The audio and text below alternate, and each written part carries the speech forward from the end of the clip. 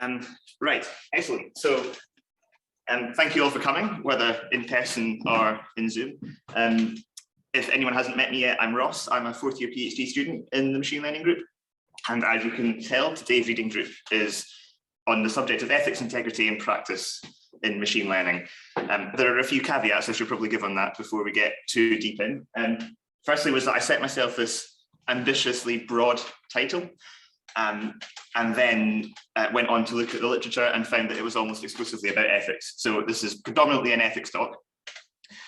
Second caveat is that I'm not really an expert in any of this. This is not my research area. I'm sharing with you the fruits of a couple of weeks browsing Google Scholar and such. So I know there are people around who know more about this stuff than I do, and I would welcome you to jump in and correct me if you hear something that doesn't sound right. I also encourage people to jump in with discussions, points and thoughts that you have. I think ethics presentations get quite boring if there's somebody standing for an hour and just talking at you. So I'm very happy to reduce my talking and cut out some slides for the sake of talking about things that we as a group are interested in talking about. So please do jump in, whether by shouting at me or by using Zoom chat or whatever. Is James keeping track of Zoom stuff on this side? Excellent. So even if I don't see you, somebody will. So when we use this word ethics, particularly when we're more technical researchers as a general rule, there are a few thoughts that come to mind. So I thought I'd just disambiguate some of them. I'm not planning to focus in great depth on technical solutions to ethical problems. So we've got a fairly broad literature now on issues of fairness in machine learning, privacy of individuals' data. We did a reading group a few months ago on those subjects that I would point you to in the first instance if you're interested. I'm also not going to spend too much time talking about the state of peer review in our field, which is probably a reading group in itself. We'll touch on both of these, but for the most part, I'm thinking in a more sort of philosophically meta sense, how matters of ethics and integrity can best be displayed in what we do and what that looks like in the context of us doing technical research. So while thinking about how to frame this, I was put in mind of a discussion that I've had on quite a number of occasions with people who are less technically familiar with machine learning as a field, which normally begins when they come up to me and ask, so what is it that you actually do? And I tell them that I do machine learning, and I throw in the AI word because I'm not convinced they actually know what machine learning is. And then an astounding number of times they follow up with a comment along the lines of, so you're going to be responsible for the destruction of modern civilization in a couple of decades' time. And I don't think I'm alone in having these conversations with reasonable frequency with several people. And as much as the point is made in jest, it sort of deserves a decent answer. Yeah, I find I struggle to give one, to be honest. The things that I try and draw on, I think, tend to come from three main themes. The first is to say that, well, we're not actually, relatively speaking, that close to having general intelligence working yet, which is a bad reason for not worrying about it, right? But I don't think we're in any danger of deep mind solving this by Christmas. So we've at least got time. The second theme was the idea that, okay, so yeah, maybe this is a possibility, but I'm one of the good guys. I'm doing things right. I'm trying to do research in a positive, effective way that's going to make sure that we steer ourselves in a good direction with this. I'm not going to be responsible for any of the murderous robot stuff. And the third theme was to say, yeah, this is probably going to be a problem at some point. But there are people looking into the societal impact of what's going on. Like this is not my area of expertise, but other people are doing it, and they will come up with ideas and solutions, and we will listen to them and do what they say, and then all will be well. Evidently, there are fundamental problems with all of these. And I thought we would give a tour through all of them because they give a fairly good summary, I think, of a lot of the issues that are surrounding us and what we do. And so that's basically my plan for today, to look through these three themes, see what the literature says, and see what we might do. So the first of these, this question of general intelligence being some distance away. I don't think that's an unreasonable claim. I think, but I mean, estimates of people in the press and such vary as to how long we'll need to wait before this is actually a viable technology. I think that the median estimate is sort of on the range of decades. So it's not just around the corner. But I think a more relevant question is how close we are to AI or machine learning systems that do harm in some sense, because that's really what we're getting at with this question. And I think if we're honest with ourselves, we are already at the point where systems created by researchers in our field are doing harm in the real world. And I've picked up a couple of examples of that I thought that some of you may have heard of already. Some of them have been quite widely publicized, but I think they're worth having a look at. So this first one is a recruitment tool that Amazon was putting together. So this is a quote from somebody vaguely familiar with the project that was going on. Basically, they wanted an automated system that would scoop up all the CVs of people applying to Amazon and then spit out the ones that you should hire, basically. How am I doing live comments? You are welcome to ping me in the chat, and James will keep an eye out and shout at me if I miss anything. If you want to raise a discussion point, then feel very free to just shout at me. Cool. I just wanted to say something quick about this. The timeline question, as people sometimes talk about it. So, like, are we going to have AGI in our lifetime, in a few decades, whatever? So I think you're right that, like, the median estimates are on the time scale of decades, or potentially even longer, depending on how you ask the questions. I think what's important, though, also for us to recognize, and sometimes kind of doesn't get the attention it deserves, is that there's just a ton of uncertainty about this. And so I hear people like Andrew Ng saying, well, I can't predict the future after 5 years, but I know that worrying about AGI is like worrying about overpopulation on Mars. And I think if you take his first statement seriously, then it's a lot more serious than that, right? Because he claims that he can't rule out the possibility that we would have AGI in 6 years. So I think, like, if you think about the possible impact of that, it's worth taking short timelines, as people describe it, seriously, even if you think they're, like, quite unlikely, so long as you don't feel like we can absolutely confidently rule them out. Yeah, I just want to add that. Yeah, absolutely. I completely agree. There is very high variance in people's thoughts on this. I think what I've done here is focused more on harms in the present, which are less uncertain, but I think you raise a very good point that we shouldn't, as much as I'm replacing the AGI problem with a more tangible problem, that's not to say that the AGI problem deserves to be, like, kicked into the long grass. So this Amazon recruitment tool, basically the training process was, well, let's take a look at the CVs of people who have been successful in applying to jobs at Amazon. Let's take a look at the CVs of the people who are here already, and let's train in some sense on similarity to those CVs. Like, if we have people who look like what we've hired already, that would seem a sensible thing to do. Unfortunately, if you take even a glancing look at the statistics of people that tech companies hire already, you see a couple of demographic problems, most notably that the gender split is far from 50-50. This is possibly difficult to read in the room. These are, firstly, global headcounts and then technical headcounts of the FAANG companies split by gender. And it's clearly not equal. So what Amazon's system ended up doing was actually penalizing female applicants on the basis that they were dissimilar to people who were already in the company. And when they investigated this in more detail, they found that actually including the word women's on a CV, as if in the name of a club sports team or whatever, got you actively penalized in this algorithm, as did including the name of two colleges in the US that were women only. Clearly, Amazon thought this is a problem. Yes? To what extent and how long was this deployed for? Give me a second, we're coming there. So Amazon then adapted this system to enforce that this bias didn't exist, basically.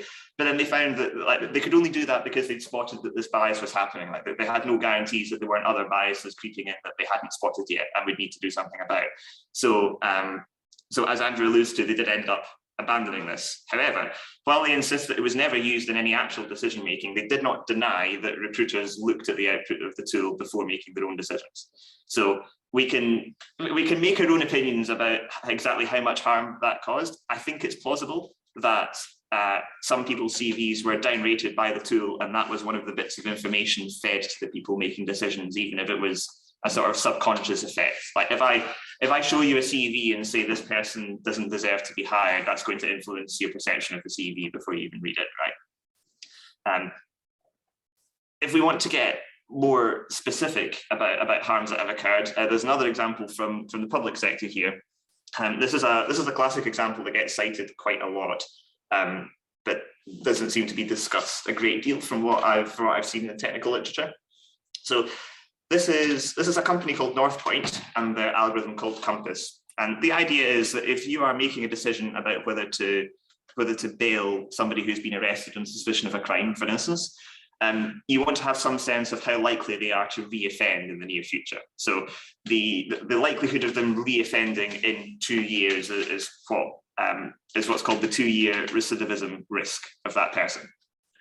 And this algorithm attempts to compute it in order to aid these sort of decisions being made.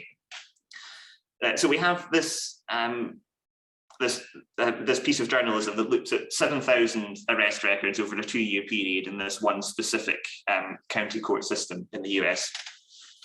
And they found that of the people rated at medium to high risk of specifically violent reoffending, only 20% of them actually went on to do it, which is not fantastic accuracy for any kind of classification system, but especially if you're using this as a metric for like further incarceration of people.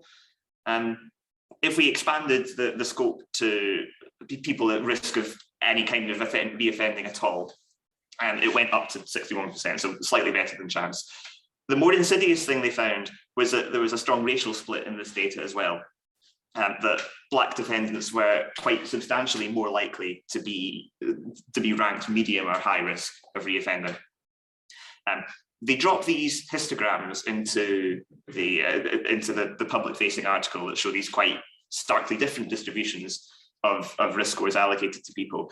I should say the histograms themselves are insufficient to draw a conclusion of racial bias. These haven't had any analysis of confounding factors and such, but the authors do go into a bit more technical detail in a white paper and give actual statistical evidence to back that conclusion. So there's evidence there's racial bias going on here. Race isn't an input to the algorithm because that would just be an a priori bad thing to do. But then, so the problem they suspect here is basically that it was possible to infer someone's race from other data in the data set. And given the history of racial politics in the US, there can be quite strong correlations between seemingly neutral pieces of biographical data and someone's race. This also raises a question of, like, we can point at this and say that it's not good that this is the case, as this is clearly not a good situation to be in. It is less clear how we define exactly what fair ought to be, because of this classical problem in fairness, where if we have trying to seek fairness across a population and fairness across particular groupings of the population, we can't, these two are not necessarily reconcilable goals. So these are two examples I would claim of harm that is being done in actual applied settings of machine learning. Yes, sorry. I just wanted to jump in quick again and just say, like, I think the story here is like actually quite complicated, and I haven't gotten to the bottom of it myself, but I know that, like, whether or not the system was, worse than the status quo is something that people who have looked at this very carefully actually, still debate. So I think, like, the story often here gets simplified as like, oh, this was a really horrible racist system that never deployed. But I think that's not something that there is, like, universal agreement about among the people who are, like, actually, studying this and trying to understand, the actual implications of deploying such a system. So, like, in particular, I've heard that some judges are in fact very racist, and this algorithm is less racist than the most racist judges. And so, you can still improve on human decision making sometimes because it's biased. I mean, that there's still an ethical question of whether or not it's the right thing to do then to deploy the system. But I just kind of wanted to, like, throw in there for people, because I think in our conversations about this often gets sort of reduced to, like, really bad racist AI system. And like, if you want to, learn more, the story goes much deeper. Absolutely. I should also say that NorthPoint, the company that makes this algorithm, cites their own studies that, of course, says that there's no bias whatsoever. As I say, it's not clear what the correct answer is, but there is a suggestion that there's something incorrect in the status quo. Andrew, did you have something you wanted to? Yeah, same question about the extent to which and how long it was deployed for. Is it still in use now? Okay, I believe it's still in use. I believe it's been used for a number of years. I don't have the exact numbers to tell you. If you check, there's a fairly long press article on this. Okay, so this is different from the Amazon case, which was supposedly never used to make decisions. This is. Yes, this is actively used to make decisions, and they have picked out specific cases of people with quite similar backgrounds, except one is black and one is white, and the risk scores that they get issued are quite substantially different. Yeah. Just jump in. Yeah. So just to say that often in criminal justice, it's very hard to know exactly the level of deployment because they don't have to say necessarily, and there's a lot of restriction law says, but specifically with risk assessment tools, there are over 300 in deployment, and they act somewhat similarly, but a lot of them are commercial companies, so you don't always know. And this one has definitely hit the spotlight because all this happened. There's a lot of similar tools in deployments that research haven't looked into in the same level. We also don't know in detail exactly what this algorithm looks like because it's obviously proprietary. But what you can do with a lot of them is show that even though there's a lot of input parameters, it's very much reduced to the number of priors and age, and often race is just a proxy. So to those things. Yeah. Yes, sorry. Yeah.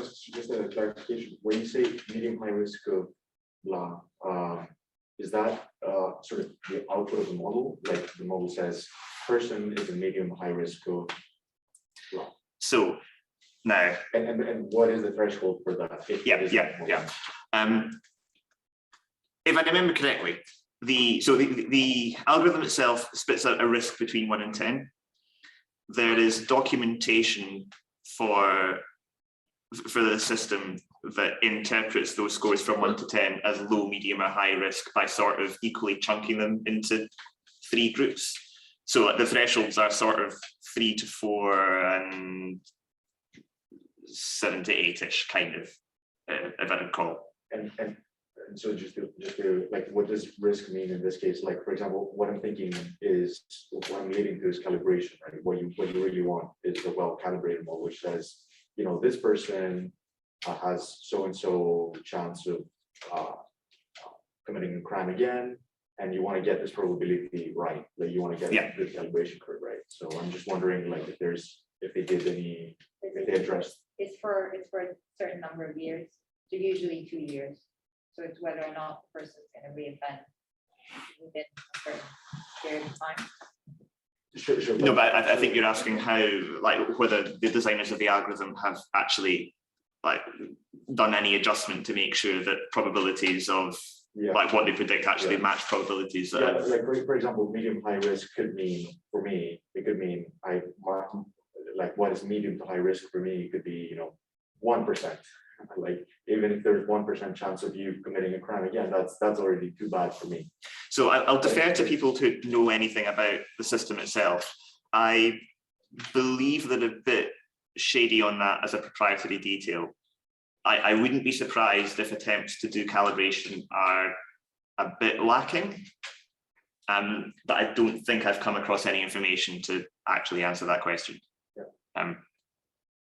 Clearly, we probably want some calibration in a system like this. We probably want it to be quite well calibrated. So it could possibly be argued that the absence of that information is a problem in itself. And again, and one last bit is like asking from a naive point of view, and I've never thought about this before, but is calibration all you would care about? For example, like if I had a model, like an Oracle model, which takes in a bunch of your information and spits out a probability of you reoffending, and it gets that, like, it's perfectly calibrated. Is that like a model that we should strive for and be content with? I think so. I don't think there's any suggestion that this system is being used exclusively to make these kind of decisions by itself. I think it's always subject to interpretation by the human judge that's sitting behind the screen. And I think that is probably an important part of systems like this, because I think, yes, there are more important factors than simply what your risk is distilled to probability. But I think in that context, if you're trying to have a system that it is useful to that decision because it makes an assessment of probability, I think in that case you want your probability to be as accurate as possible. But sorry, David, you had something to say. Oh yes, but just with regards to calibration in particular, calibration can trade off against accuracy. So you can be perfectly calibrated if you just go with the base rates. But if you have a system that is, well calibrated for different groups, but is less accurate on some groups, then that's also unfair. Or like, you could say that that's another way of looking at this fairness problem. So I think calibration is like one of three common types of definitions of fairness that happen to be mutually incompatible with one another. And there's good tutorials from a few years ago at like NeurIPS, I think, that sort of walk through exactly, very intuitive examples of how these very intuitive fairness definitions can fail and can give you things that just clearly are not what you would want. Yeah. So I think this is one of them, but it's not the only thing that we should care about. Yeah, completely agree. Thank you. So these were two examples of ML applied in practice, and as researchers, we might react to that by thinking, okay, so what about in our more abstracted world of research, where the real world is sort of a faint echo beyond a bubble somewhere? How about us? How are we doing? So I had a quick look, and I found a couple of examples of papers that have been published at big conferences in the past couple of years that I think are at best questionable from an ethical perspective. So the top one here was supported by a major tech company, and was basically a system that sought to read an article, internally understand it in some sense, and then automatically generate engaging comments on the article with the specific intent of promoting people's engagement with it. I think it's possibly debatable what practical that use has in the real world. I think we also need to acknowledge that social media has taught us that promoting engagement often involves polarizing and setting people against each other with pitchforks, which is maybe not something that we want. And I think this quote I have is the first sentence of the abstract of the first archive draft, which has since been superseded. But kind of seems a bit naively posited to me. Is it beneficial for real applications to have automated systems churning out comments and articles? I'm unconvinced. I should say I'm deliberately not naming the authors of these papers on the slides, because that's sort of not my point. It's more to analyze the broader issue here. This top one was published in a major conference in natural language processing. This lower one here was a journal publication. This one was funded not by a tech company, but by a large police department in the US. This was basically a system that aimed to take a picture of someone's face and make a prediction of how criminal they were likely to be, in some sense, because according to the authors, facial images may manifest some personality traits. Again, and I'm convinced. I should say this was eventually retracted. The reason given for the retraction was that they didn't seek approval from their ethics committee. I hope, reading between the lines, that this means that the ethics committee declined to provide retrospective approval. But there's sort of an absence of recognition that perhaps this is a problematic thing to be doing. Like, it's not clear to me that there is a useful correlation here to be learned, and so it's unclear that the system can be learning anything other than stereotyped rubbish, basically. Yes, sorry. Do we know if there's any kind of use or action plan for that research, or is all we have the access to the paper and we don't know anything about what they were trying to do with it? I don't think there is much background available other than the paper, but so I I will caveat this by saying, no, I'm not entirely clear what the intended use was. I would infer, so it was, what one of the authors was a senior researcher affiliated with the police department. It would seem that I would guess some sort of preemptive criminality detection was possibly the intended use. Okay. Which is admittedly the more extreme end of the spectrum, but I feel like by the time you've arrested somebody and got a picture of their face, you probably have access to better tools to inform you of whether they're likely to have done the thing you suspect them of.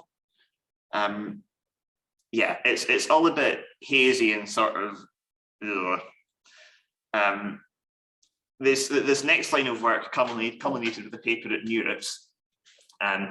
This is learning a relationship between a recording of somebody's voice and a picture of their face. So like you give me a recording of someone's voice, I show you what they look like.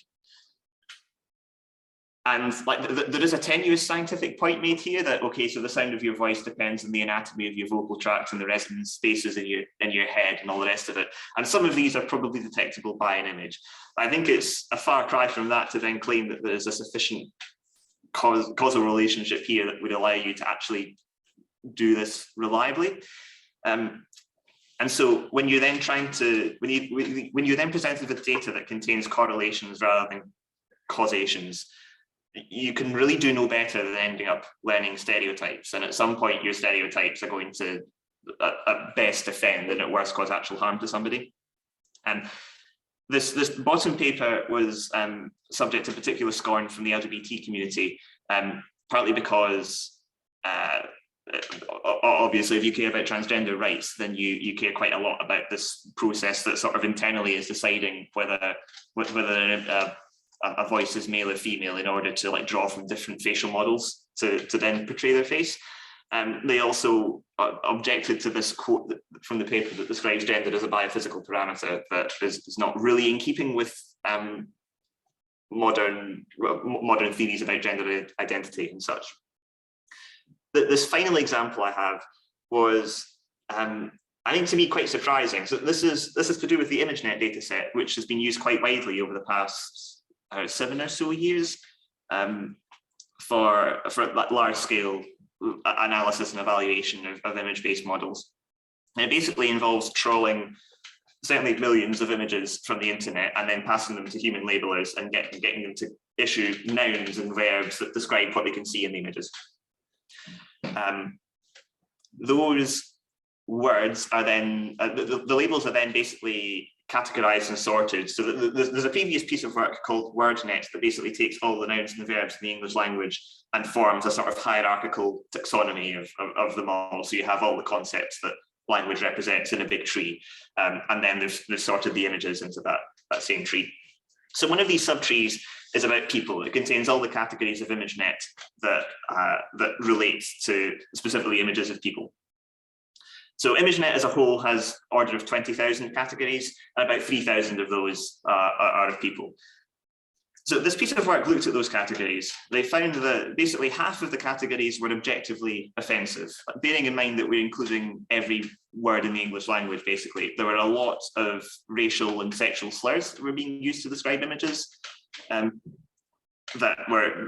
just objectively did not belong in an image classification data set.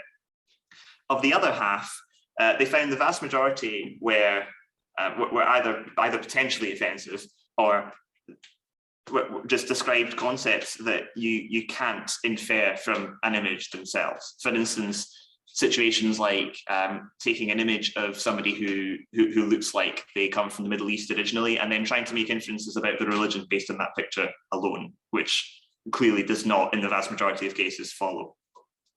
So they found that of these 3,000 categories that described people, only 158 were actually like things that that had a causal relationship you could identify from the image themselves. So less than 5% of these categories were actually appropriate to include in the data set in the first place. Now, these authors have since pruned the data set to make sure only those 158 categories are in the people tree there. So the version of ImageNet you can download today has that problem fixed. But for several years, people were downloading this data set that is encouraging their models to learn based on tagging pictures of random people from the internet who did not consent to being included in the data set with labels that include racial and sexual slurs that nobody would ever have known about, because the sheer scale of the data set meant that unless you went looking for it, you just wouldn't find it. And like this was not a small scale enterprise. There was a lot of work based on ImageNet, and to be honest, I was quite shocked that this problem would have existed in it. It's certainly not something that I would have thought of myself if I was pulling up ImageNet to be looking at. Yeah. I might be mistaken, but if I remember right, like at least in the past, it was common to train on a 1000 class smaller version of ImageNet. Was that like more carefully curated, or did that also contain all these terrible classes? So the 1000 subclass, I think it was not substantially subject to the same problem, because I think the classes had been hand-picked. There were, I can't remember the details. I think there were 2 of the 1000 classes fell into this people tree. And I can't remember exactly what the upshot was, but it either wasn't a problem or it was a trivially addressable problem.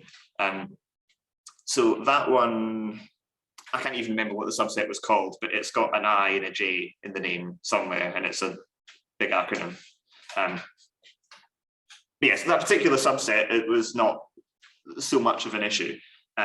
I think this became more of a problem as we were starting to be able to scale up what we were doing, and it became approachable to be using these massive data sets for things. And in the interest of time, we'll skip over that second one. But I think it's beyond doubt that machine learning has caused harm.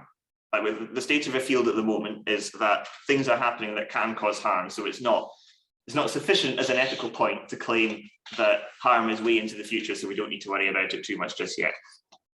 So the next theme that we started with was this idea of doing things in the right way, in some sense, of being a good researcher who is doing good work and like protecting the world from all these horrors, which is an appealing thing to claim. But I think that we then need to ask, what do we mean by doing things the right way? Like, do we have a good definition for that? Because clearly one's own sense of morality is a shaky thing to rely on. And if we're trying to look at defining what good ethical research looks like, one of the more intuitively appealing things to do is to write up an ethical code. So quite a lot of institutions and agencies have done just that. We'll jump to here. So these are 3 sort of high-level studies of ethical codes as written and found in the wild. They're basically analysing the codes, trying to pull out common themes to try and summarise like what we as a field think of as being important.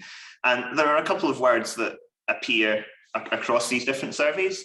There are a couple of elements that are just completely different across them. What is clear is, to borrow a phrase from the very first one here, that we have a bit of principle proliferation, in that like just about everybody has written their own code of ethics, and they all say slightly different things. And it doesn't really result in something that we can crystallize into like an actual idea of what ethical research in our field should look like. So it strikes me that if we want to have a better idea of what that might be, we need to go for something a bit more first principles and try and think of what fundamentally are the basis of good ethical research. And there seem to be worse places to look for getting started on that than to borrow from another field that has an established history of research into ethical issues and see what things are found to be important there. So the field of medicine and of biomedical sciences probably has one of the densest ethical literatures of any field, so that seemed a reasonable place to go. So if you go and ask a medic, there's this reasonably coherent understanding that there are 4 classical principles of ethics. Autonomy, and if I mix metaphors slightly between machine learning and medicine, autonomy relates to primacy of the person. Like the person is entitled to control over themselves, over their data, over what what treatments are provided or not provided to themselves, what data, how the data is or isn't used. They have the right to a controlling stake in that decision. They have the right to be able to change their mind and have their change of mind respected. They have the right to make these decisions even if they don't align with what professionals or technical experts advise or would like. You're allowed to do things that the doctor doesn't want, for instance.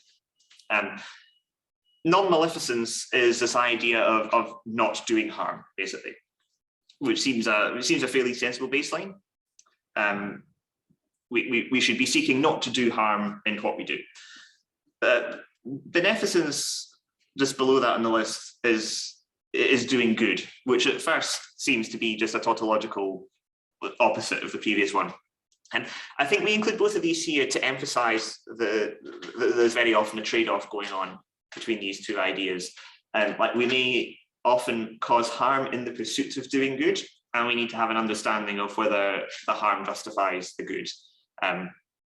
Give a medical example. If you want to inject somebody with a medicine, you need to stab them with a sharp thing, which is a priori by itself not a good thing, right? But in many circumstances, we would say that the benefits of having the medicine are outweighed by the harms of causing pain, putting a needle in you, whatever.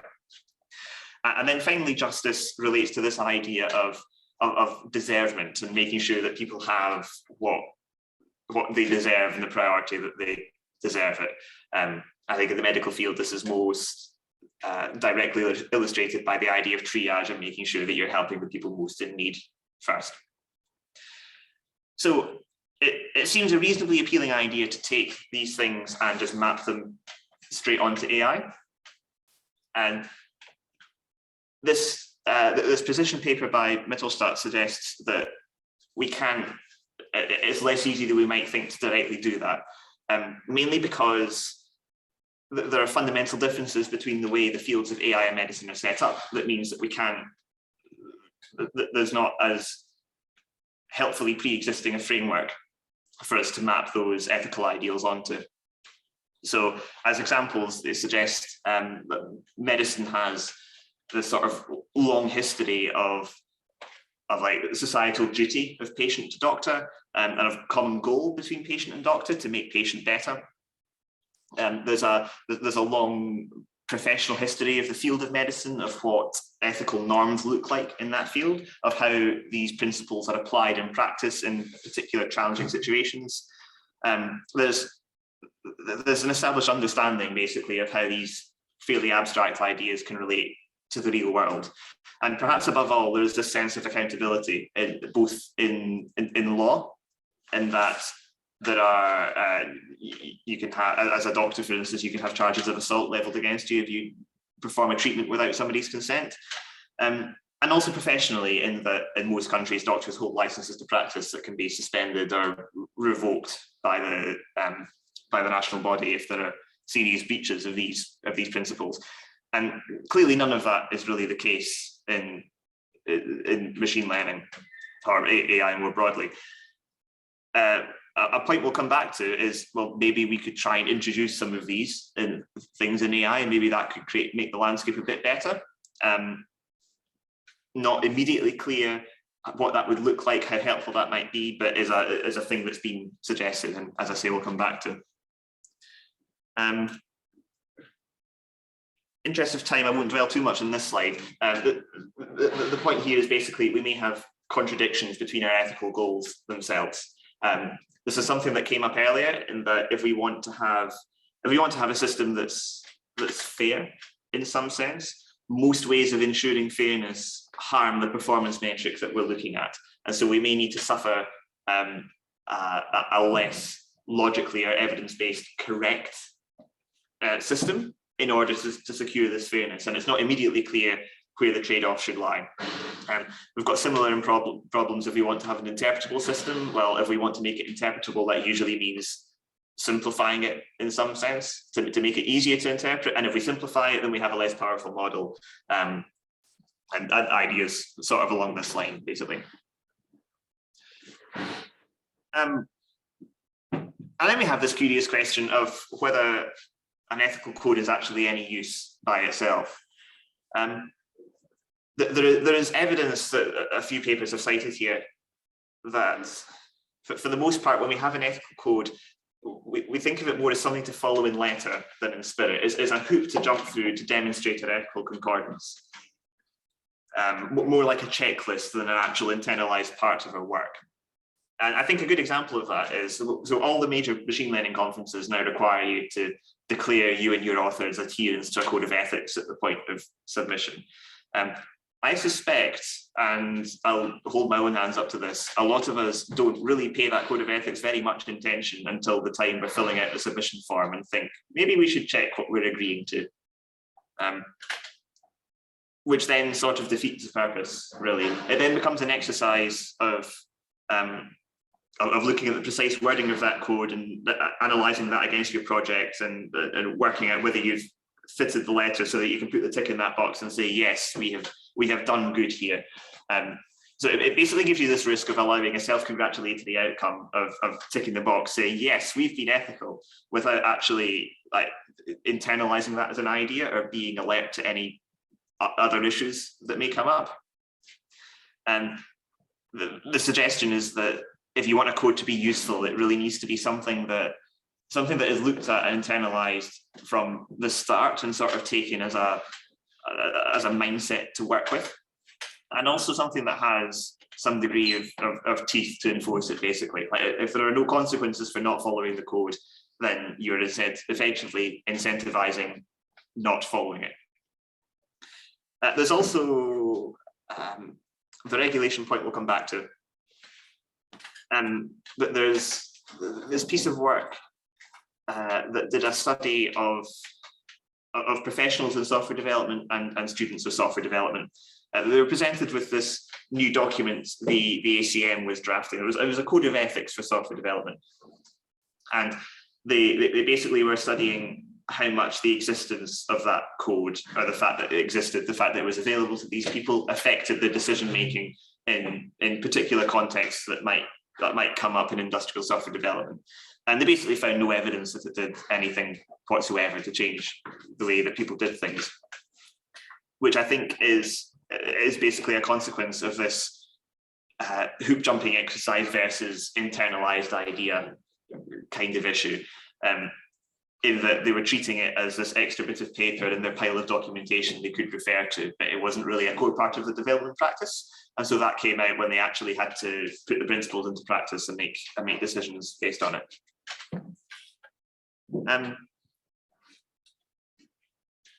In terms of the state's role in all of this, so surveys of people doing technical research suggest that as researchers, we're generally quite trusting in international organizations to sort of take charge of the regulation bits. As a sort of, we'll focus on the tech, you focus on the society bit of what we're doing.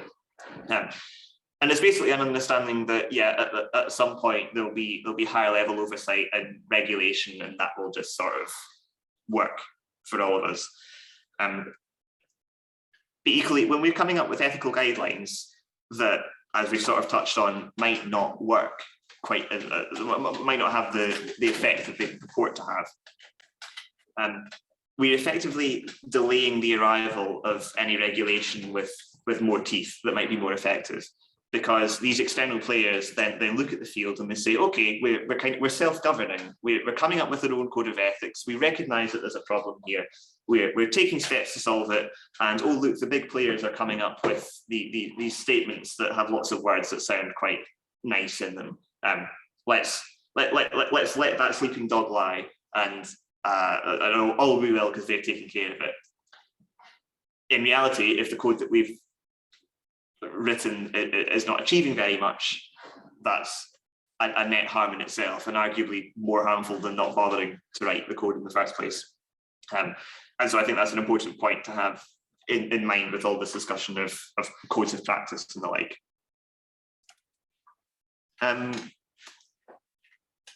So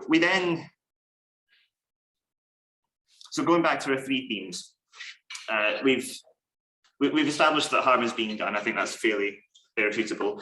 Second theme was of doing things right. And I think it's hard to define what right is the upshot of my thinking there. I think we're being sort of misleading if we want to be claiming to be doing things right if we don't have a good definition of what right looks like.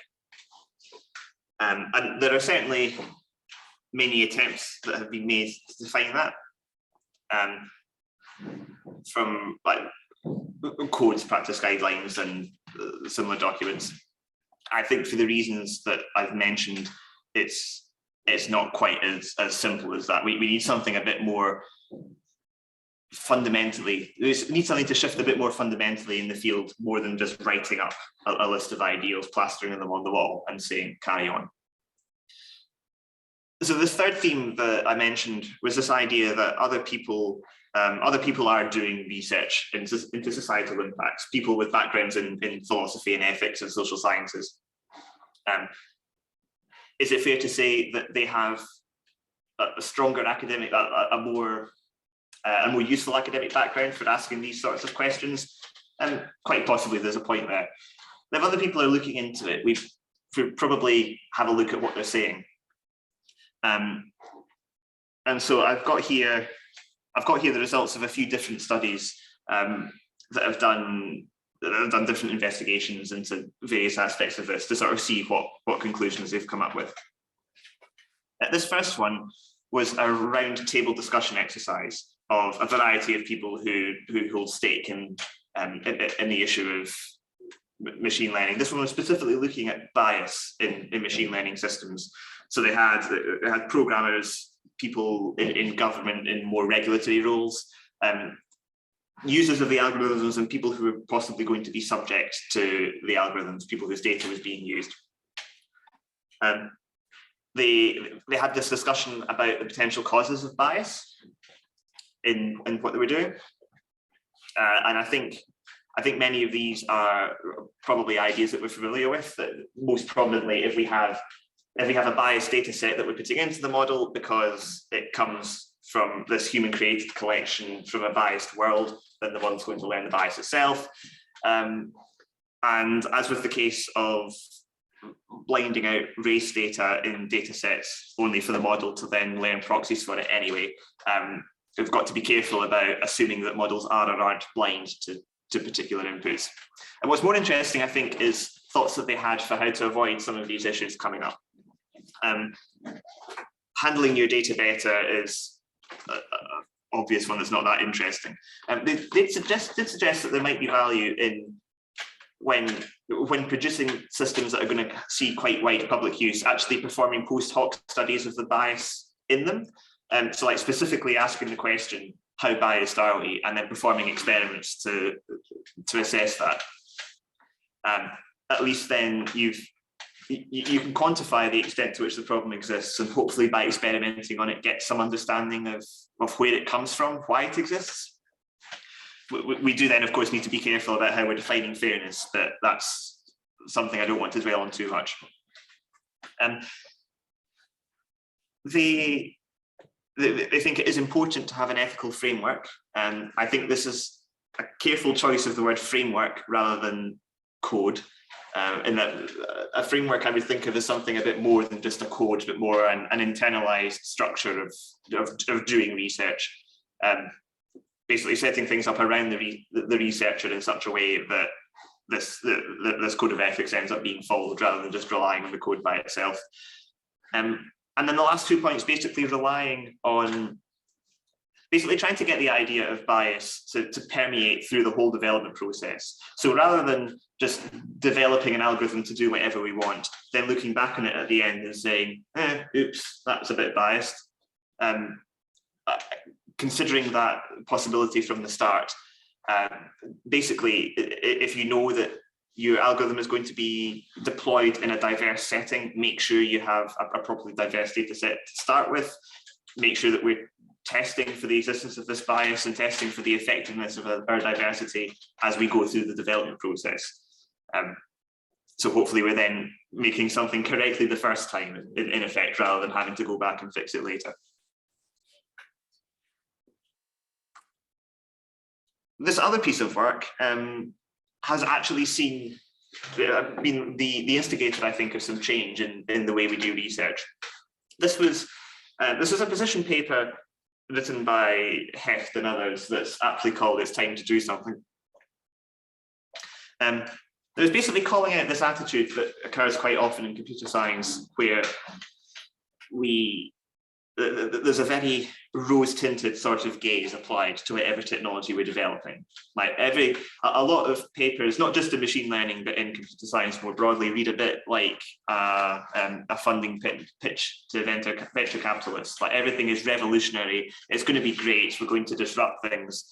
And there's an extremely optimistic slant put on all the work that is being done, which is firstly a bit overblown, realistically, and secondly, then distracts from attempts to actually understand the realities of the system in practice.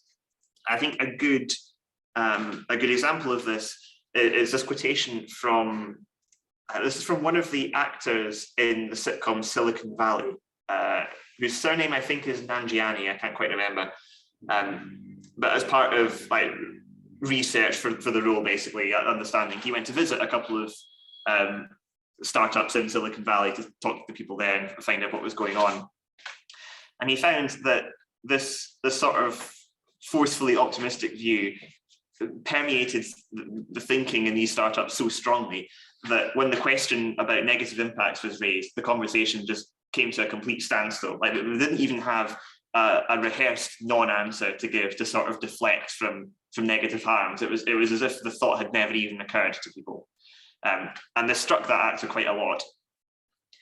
And that's sort of the idea that has inspired this position paper. They basically say, okay, so how can we enforce a bit more thinking about these potential negative impacts so that we can flag issues before they occur? The suggestion was, well, just incorporate it as part of the peer review process. So let's insist that people who are submitting to papers to publication venues or proposals for funding have a strong practical consideration of all the impacts that could reasonably be predicted of the work that they're doing, whether those are positive or negative. And further, to actually do a proper investigative analysis of them, rather than this sort of some kind of hand-wavy assertion that maybe such and such a thing will happen. The idea being that then your analysis of negativity in your algorithm is subject to peer review, and the peer review then has an opportunity to effectively penalize you for doing it badly or inadequately, or developing something that has negative impacts and then failing to properly mitigate for them. So the idea is that by writing these statements, you end up raising in the author's minds potential badness that might result from the work that they're doing. And you then put the onus on them to either discuss practical mitigation more broadly, or even better, actually do some investigation into mitigation that might be effective and be useful against the work. And if you can't do either of those things, then that's perhaps a good sign that the research either shouldn't be published or shouldn't be published in its current form, but maybe you need some better controls over the impact of what you're doing before making the knowledge more public. Now, this paper was put out in, I think, 2018, and it was followed not long afterwards by changes in the submission processes for many of the big conferences that now, I think all of them now require you to write a societal impact statement at the end of your paper that seems to be an homage to this sort of idea. And I don't think the implementation of it is perfect yet, because I don't think that the reason for that statement existing is properly appreciated and understood. I'm not convinced that it forms a sufficiently strong and forceful part of the peer review process, but it's certainly a start. And I think it's an example of a good step forward, basically, in how we do things. It just needs to be something, and hopefully, if people become more aware of why it's there and the reasons why it might help and the importance of doing it properly, we might end up in a position where it's a more a more functional, worthwhile thing to do, basically. But we'll call it work in progress. This is coming back to the points that Mittelstadt made about medical ethics and how we can't just do a copy and paste into the fields because the fields are too different. He also he just suggests some ways that we could improve the alignment so that perhaps it's more approachable to take those ideas over.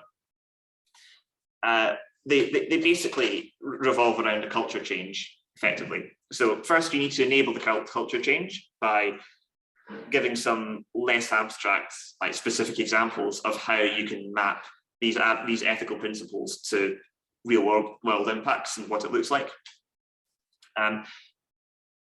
Having done that, you basically want to move from this idea of individual developers being responsible for the research and the impacts, and if they do something bad, well, that's unfortunate, it's the developer's fault, fire them and move on, but rather have a more organizational view of the ethics, such that we're not just relying on developers and researchers themselves to embody these principles, but rather we're allowing them to work in an environment that embodies those principles themselves and makes it convenient to take those on board and work with them.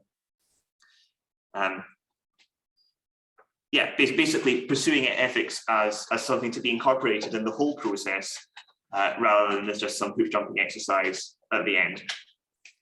And then his final idea, which wouldn't be entirely uncontroversial, I would suggest, would be that in situations where it is inevitably hazardous to be working with AI systems and to possibly have them go wrong, to then have some sort of licensing system so that researchers and developers are beholden to this external body for what they do. So you're now providing the incentive to follow, rather the disincentive to not follow the ethical framework that you're setting up for yourself. So obviously a lot of follow-on questions about what that might look like and how that would work in practice. But yes, one of the ideas that's been suggested. This piece, the summary comes from I think, very worthwhile talk given by Emily Denton at the ML Retrospectives workshop in Europe's 19,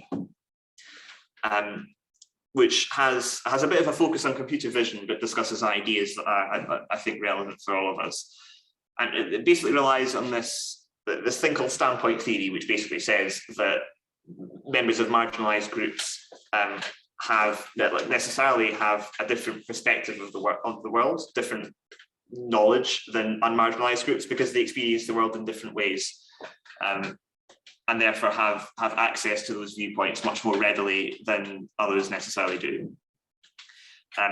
So it's basically important to listen to people from these groups, to understand what they have to say, and to actually make sure we embody the results of that discussion in what we're doing. In terms of practical steps, Denton suggests that we need both accountability and responsibility, in that there needs to be researchers who do possibly less ethical things need to be beholden to some group in a practical sense for what they're doing. That there needs to be an acknowledgement by them that this is possibly happening, rather than just sort of hand waving that it's the model's fault, it's what the model learned.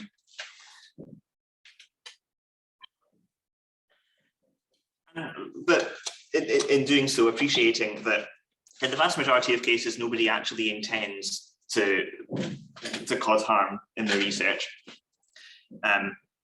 And we shouldn't be necessarily, or certainly shouldn't be implying that everybody who does something unethical was intending to cause the harm in the first place. But it's important to understand that even without intent, the impact can be quite substantial. And so we need to be assessing things based on impact rather than necessarily intent themselves. And they also have these, I think, quite relevant views on data as it applies to computer vision.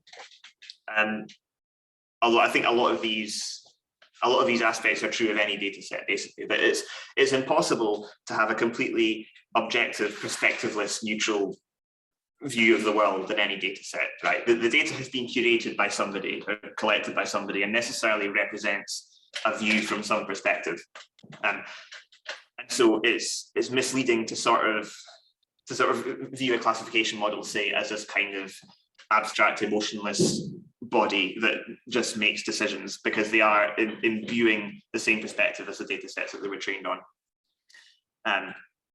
And that's a particularly dangerous thing to be doing, because we end up in situations like ImageNet, where if a data set is used enough to become the standard thing to check, then it just gets used uncritically. Like, we get to the point where we don't need to think about the nitty-gritty of how data sets were collected, whether there are ethical concerns, other questions like this, because it is just standard to use the thing. We pick it up off the shelf and we go with it.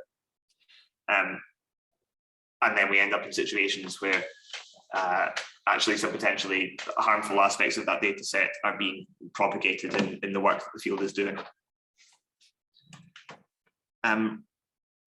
So this is the final piece of work that basically had another look at some of these ethical guidelines and tried to analyze them in a more meta sense and critique them rather than just summarize them. And these authors noted that amongst a lot of ethical guidelines, including those created by the big tech companies, there were a couple of repeating aspects that came up, and they tended to be ideas and problems that already have technical fixes in some sense. Like there are solutions to, or that there are lines of promising research that seem to lead towards fixes for. On the other hand, there's less of a spotlight shone on issues that are perhaps harder to solve, that we don't necessarily know how to address. For instance, a lot of these codes don't really talk much about the risks of general intelligence or existential threats being threats to the existence of civilization or humanity as we know it, the generalized killer robot scenario. And I think this sort of stems from the common idea that was sort of embodied in our first theme, that general intelligence is far away, you don't need to worry about it yet. And we also have this chunky list of societal issues that are just not really covered by a lot of the ethical codes, despite having had reasonably major impacts in the lives of people across the world in the recent past. There's also a few broader issues that this paper points out,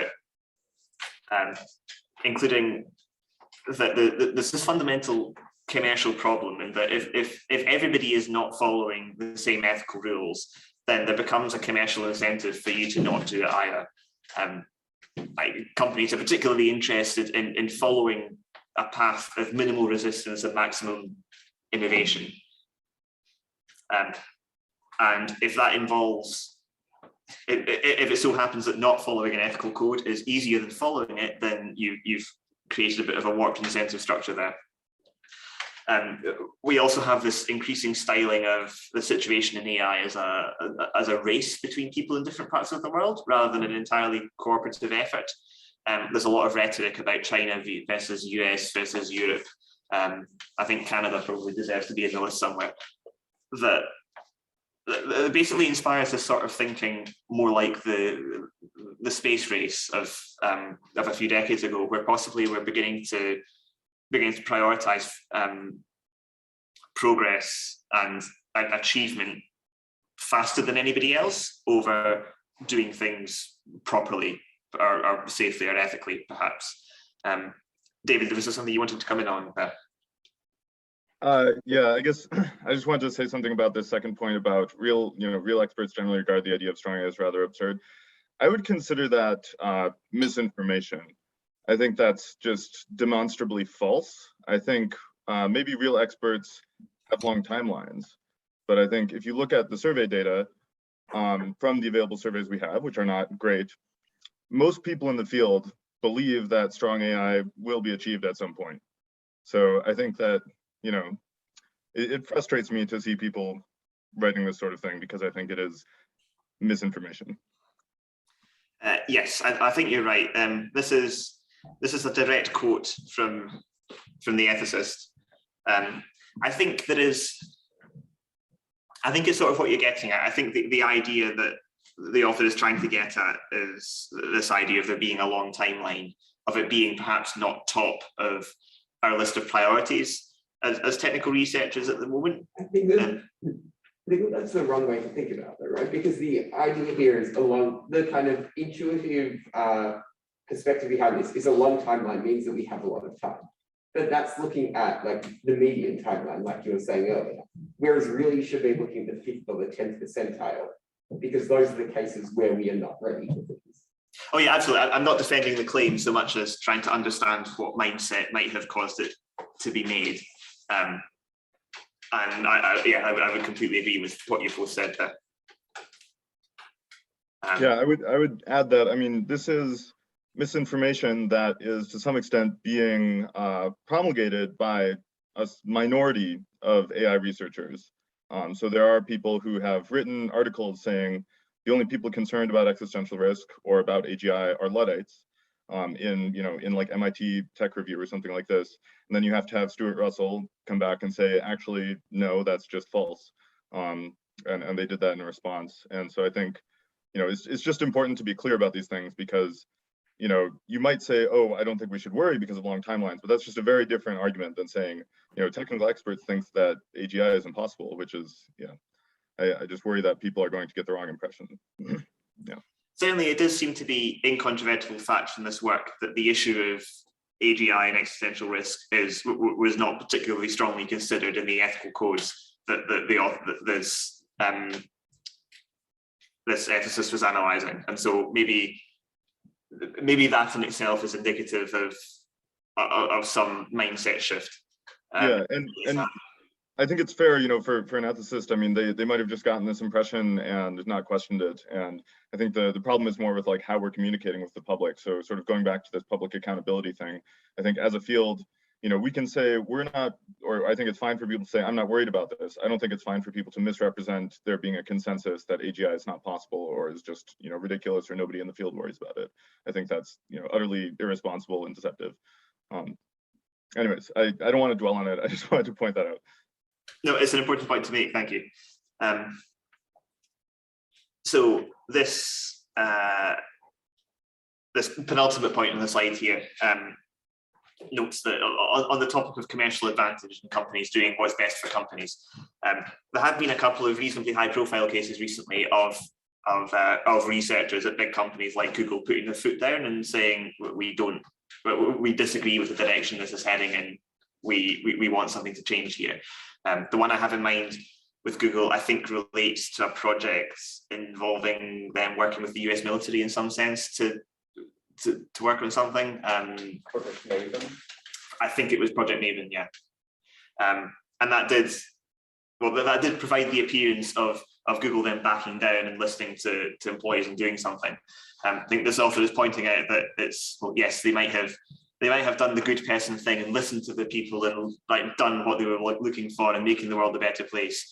But also, if your reputation is harmed, then there are associated economic losses. So maybe it's cynical, but maybe doing the right thing wasn't the only thing on the minds of the people making that decision. And then we have this point that I think we've touched on already, that the general public's perception of computer systems is that they are very sort of neutral, emotionless kind of beings. That if a computer makes a decision, there can't really be much arguing with it because like it's not brought any flawed human thinking into the decision-making process. It's taken a very cold logical look at it. It's made the right choice and we should move on from it. And this is, of course, far from the case if we're dealing with something as vaguely defined as an ML system, and sort of risks propagating this view that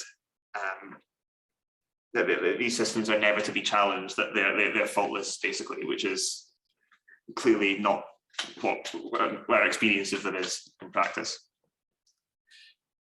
So in terms of recommendations for what we should do, Hagendorf has this to say.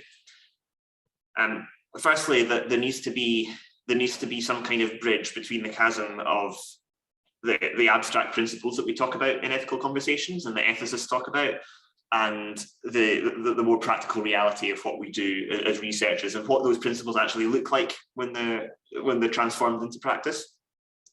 One good example they give of this is that of dataset data sheets. This was an effort by Gebru et al. A couple of years ago to basically mirror what already exists in the field of electronics, where any component that you buy comes with a data sheet that tells you a bunch of technical and scientific information about the component, operating ranges, how it works, how it might not work, this sort of thing. So they basically started compiling data sheets for commonly used data sets that give you, like, at a glance, all the information and the potential concerns that you need to know about it in this compact document. So the suggestion that would be a good place to put any ethical considerations or concerns that need to be taken into account, sort of warnings for best practice for the data set, things to look out for, things to avoid. He also suggests there needs to be a change from a style of ethics that is about stipulating rules, which sort of have the effect of stifling and confining the thinking that we do, to something that's phrased more as virtuous ideals to strive for, which he suggests then, like, promote and encourage thinking along the lines of those ideals rather than sort of boxing it in by rules that must be followed. And fundamentally, I think this is one of the most important points they have to make, is this need for a closer interaction between ethical researchers and technical researchers into ethics and researchers into the technical issues. Points out that there's a vast vocabulary difference that goes on, that makes, certainly from my perspective, a lot of ethics papers not that easy to read as a technical ML researcher.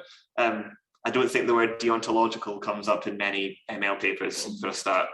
There's also this sort of quite distinct spheres of knowledge that each group of people has. Machine learning people in general don't know a great deal about ethics beyond the sort of, yeah, do good stuff, don't do bad stuff, kind of skimming the surface level. Equally, a lot of ethical researchers don't really know about a great deal about the nitty-gritty of machine learning algorithms and how that influences how we as technical researchers deal with ethical concerns and try and rectify them. And finally, and this is a great quote, that there's this tendency for technical researchers to view this sort of research and discussions that happen in the ethical and moral domains as basically occupying a gravity-free space of philosophical argument tournaments, which I think makes a good point, that there's often this impression that from STEM that people in the humanities spend a lot of time having sort of directionless principled discussions about things, and as with all stereotypes, there's perhaps a basis in fact, but it does give a sense of how both fields need to move in order to find common ground and perhaps do more effective research into these sort of ideas. And then finally, that we have a need for institutional change in what we do. That could have several different appearances. That could be having stronger legal frameworks around what we do, having an external oversight, and people coming in and checking that we are doing good and right and abiding by our principles. Making sure that we have structures in place for dealing with harms that may occur, making sure that any complaints about harms are properly investigated, addressed, and compensated. And possibly even just increasing education about these sort of issues, both about ethical issues in the technical community, technical issues in the ethics community. That has been a whirlwind through a quite substantial number of papers. I figured I should attempt to try and surmise some of the ideas here. There were quite a lot of them, but I think some highlights for me about what we need to look out for. I think there's perhaps a need for us to acknowledge in a broader and more encompassing sense that there is a risk of harm, that risk of harm has been realized in what we do, and that we're sort of past the point where it suffices to live in our abstract world and not worry about what actually happens in reality. I think I agree with Hagendorf that we need technical and ethics communities to move closer together and to try and do a bit more research at the intersection. Basically getting these principles flowing across the bridge between those two groups, to try and make sure that we have a stronger and more effective ethical basis in what we do. I think, and this is sort of an idea that extends beyond just ethics, I think we need perhaps better practices in place for how we do development and research in machine learning, not just about ethics, but also in issues of reproducibility and logging.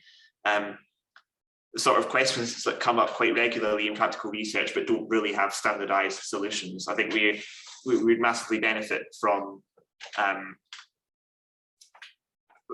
something to revolutionize our work in the same way that Git revolutionized version control in programming. And possibly a broader set of development standards would help with that. Possibly this is a case of, as we've already mentioned, pushing the educational angle. And possibly this is just a case of making sure that ethical statements that we make have some teeth to them, that they're more than just vague prevaricating claims about what we should be doing, but actually that there's incentive to follow and disincentive not to follow. And then finally, I've put what I've coined the big issue conference effect, where I find it's quite easy to identify that a topic is perhaps important, then attend a discussion or a talk or presentation, whatever on that topic, see some interesting ideas, and then basically feel self-satisfied that we've given the topic the importance and attention that it deserves, and then actually go on to not really think about it very much afterwards, not actually action anything that's been discussed. I think, well, I know I don't have all the answers. There are vanishingly few answers in this particular reading group, perhaps. But I think I think this is quite an important issue that deserves more attention than it's currently getting. And I hope that perhaps in the future we can see it getting a bit more attention and possibly moving out our field in a more positive direction in that sense. So with that, thank you all very much for your attention. I have a stack of references at the back of the slide deck that I'll send out to everyone, so you can have a closer look at any of the things that I've talked about if you'd like to. We are almost at past, but if anybody has any other questions or points they want to raise, then you'd be very welcome to do so now, by whatever means you like. But yeah, thank you very much.